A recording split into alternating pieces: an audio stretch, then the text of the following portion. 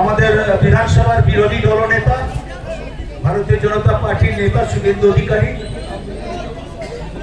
সন্ধ্যার সময় ধর্মীয় পতাকা নিয়ে কিছু মানুষকে নিয়ে বিভিন্ন জায়গা থেকে খেজুরি, ভগবানপুর, হাতি মহকুমার বিভিন্ন জায়গা থেকে লোকজন নিয়ে এসে দীঘাতে হাতে ধর্মীয় পতাকায় তৃণমূল কংগ্রেসের বিরুদ্ধে এবং মমতা বন্দ্যোপাধ্যায়ের বিরুদ্ধে উৎসাহ করেছে, অপপ্রচার করেছে, বাঙালিদের এবং রোহিঙ্গা বলে মানুষকে কুৎসিত ভাষায় গালিগালাজ করেছে।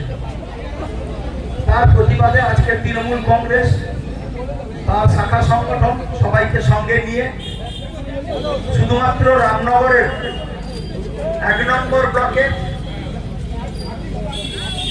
9টি অঞ্চলের কর্মীদের নিয়ে, মায়েদের নিয়ে, ছাত্র, যুব, মহিলা সবাইকে নিয়ে আজকের এখানে আমরা একটি ধিক্কার এবং প্রতিবাদ সভার আয়োজন করেছিলাম, ধিক্কার মিছিলের আয়োজন করেছিলাম।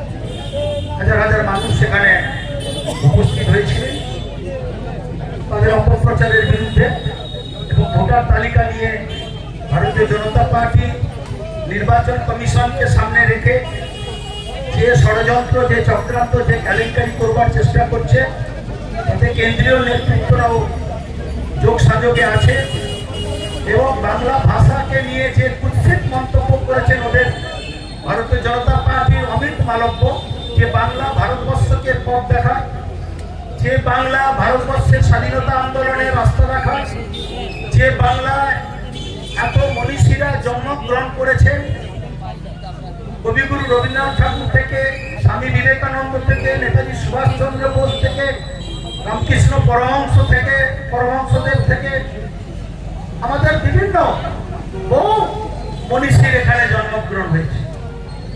সেই বাংলার ভাষাকে, সেই বাঙালিকে যেভাবে কুৎসিত ভাষায় ভারতীয় জনতা পার্টি আক্রমণ করেছে তার বিরুদ্ধে মানুষ হাজারে হাজারে কাতারে কাতারে মানুষ প্রতিবাদ জানিয়েছেন, ধিক্কার জানিয়েছেন। তার প্রমাণ তারা আজকে মিছিলের পা মিলিয়েছে, প্রতিবাদ সভায় এসেছে।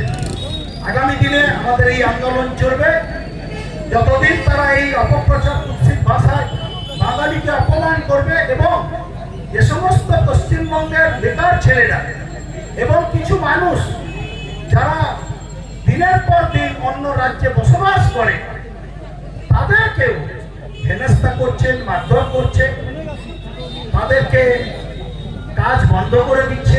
তারা পালিয়ে এসেছে বাংলায়।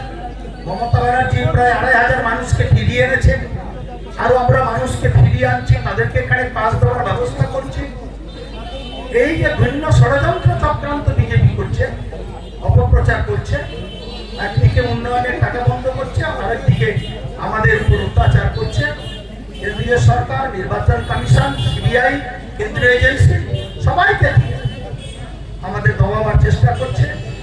এই ভিন্ন ষড়যন্ত্রের বিরুদ্ধে আজকের এই ধিক্কার মিছিলে সর্বস্তরের মানুষ যোগদান করেছিলেন।